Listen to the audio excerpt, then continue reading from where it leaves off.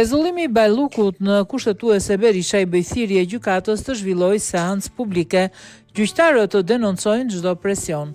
Kryetari i Partisë Demokratike Sali Berisha thotë se gjykata kushtetuese duhet të parashikojë një seancë të hapur për publikun për rastin e Belinda Ballukut, e cila është pezulluar me vendim të GKK. Por kjo u ankimua nga qeveria në kushtetuese. Sipas Berishës, kryeministri Edi Rama i bën presion gjykatës në forma nga më të ndryshmet, por ai kërkoi gjyqtarëve që të denoncojnë çdo ndërhyrje në punën e tyre. Ky akt i Edi Ramës lidhet absolutisht vetëm me implikimin e tij në këtë aferë dhe afera të tjera që vijnë pas. Rama kundërmon sot në Europë dhe në botë si kampion i vjedhjeve të popullit të vet, tha Berisha. Berisha theksoi se Rama rishkruan dokumentat e Komisionit të Venecias dhe vendimet e gjykatës ndërkombëtare të drejtave të njeriut për të mbrojtur veten e tij. Rishkruan Konventën Evropiane të drejtave të njeriut për të mbrojtur veten e tij, sesa për Lubin. E kishte hedhur 10 herë në land deri tani, tha Berisha.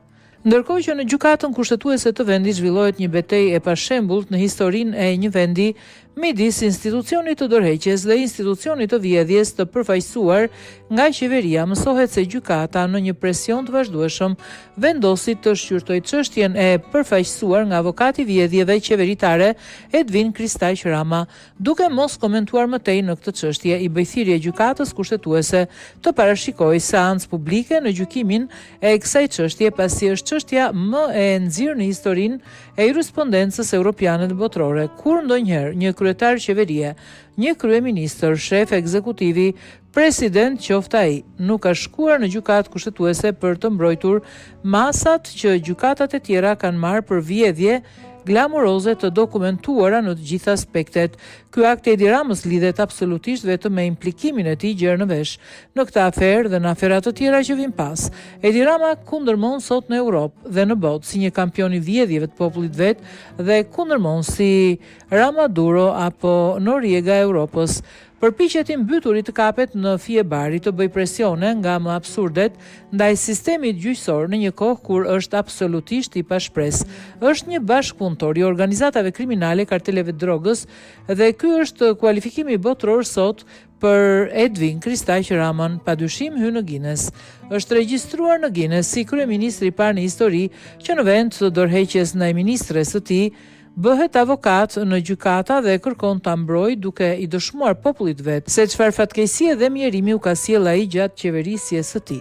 I kërkoi parlamentit të bëjë gjitha demarshet që gjykata kushtetuese të zhvillojë seancë plenare të hapur për publikun, në të cilin shqiptarët të shohin me sytë e tyre, të dëgjojnë me veshët e tyre se si Edi Rama ka zëvendësuar institucionin e dorëheqjes dhe shkarkimit me institucionin e vjedhjes qeveritare. U bë thirrje gjykatësve të denoncojnë në format që i gjykojnë të përshtatshme çdo lloj ndërhyrje në punën dhe veprimtarinë e tyre dhe të hedhin në kosh mashtrimet të dy ditoret e Edi Ramës, duke cituar Komisionin e Venecias për gjëra që ai nuk i ka thënë kur, nuk i ka shkruar kur. Pra Edi Rama rishkruan edhe dokumentat për të mbrojtur vet. Rishkruan edhe dokumentat e Komisionit Venecias dhe vendimet e gjykatës ndërkombëtare të drejtave të njeriut.